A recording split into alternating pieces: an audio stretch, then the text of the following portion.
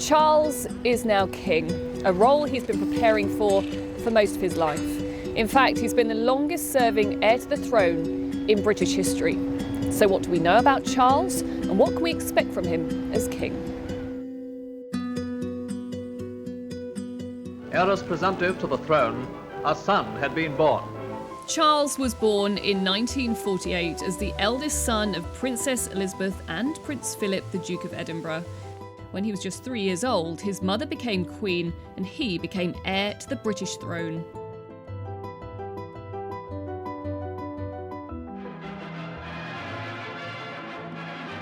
He was just 4 at his mother's coronation. During his early years, Charles sometimes didn't see very much of his parents because of their busy working schedules. In 1954, when Charles was 5, his parents went away for over 6 months on a royal tour of 13 Commonwealth nations. His grandmother, the Queen Mother, looked after him and his sister during this time, and he was very close to her. When he was 9 years old, Charles was given that title of Prince of Wales, a title that's often given to the eldest son of the monarch. His investiture then took place years later in 1969 at Carnarvon Castle in Wales. I, Charles, Prince of Wales, will become your liege man of life and limb. The event was watched by millions of people on television and attracted a large crowd in Carnarvon. But there was some hostility to the event among Welsh nationalists who held up signs in Welsh that read "Charlie, go home." In the ceremony, Charles gave an address in both English and Welsh, and his sense of duty was emphasised. During his time as the Prince of Wales, Charles was outspoken on a number of issues, including farming, urban planning, wildlife conservation, and herbal medicine.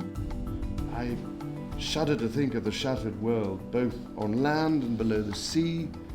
We will leave our children and our grandchildren. So many people and communities are already suffering seriously from the increasingly dire impacts of climate change. What I've been trying to say all these years is, don't wait until it's a total disaster before you do something. Notedly, he's always been vocal on the topic of climate change and spent much of his life campaigning for businesses and governments to take more notice of environmental issues. That they actually failed their future. It's an attitude that he's passed on to his sons William and Harry, who also speak out about the issues important to them. If we take too long about this, we will lose many of the precious things we care about.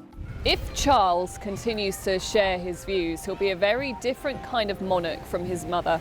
Queen Elizabeth II was famously discreet when it came to anything topical or political, and always remained neutral. Now, Prince Charles, in the past, did say that he won't be a meddling monarch, but whether or not he'll be as discreet as his mother, we'll have to wait and see. In his 20s, Charles had a playboy reputation and was linked with a number of women. But it was Camilla Parker Bowles who the prince formed a deep connection with. Due to her relationship with Andrew Parker Bowles, however, Charles was advised against the match and married Lady Diana Spencer in 1981. A kiss, which receives a roar of approval from the crowd. The royal couple raised 2 sons, but their relationship didn't last. And after finalising their divorce in 1996, Princess Diana died in a car accident a year later. In the years that followed, Charles began the process of legitimising his relationship with Camilla. Well, some breaking news this morning coming to us that it's been reported that Prince Charles and Camilla Parker Bowles are to marry. I think good luck to them both, because it's about time that Prince Charles has a bit of happiness in his life.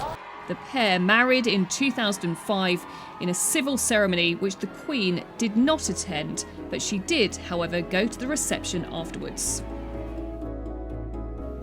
Charles has long been reported to desire a slimmed-down monarchy, so it's likely he'll maintain a small circle of senior royals. We can probably expect to see a continuation of Prince William and Catherine's busy schedule of royal duties, as a show of family support will be essential for the new king.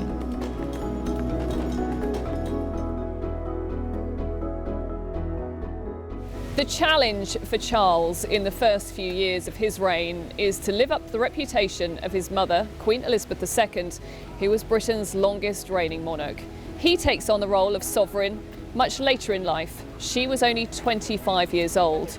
He instead is the oldest British monarch to ever take the throne.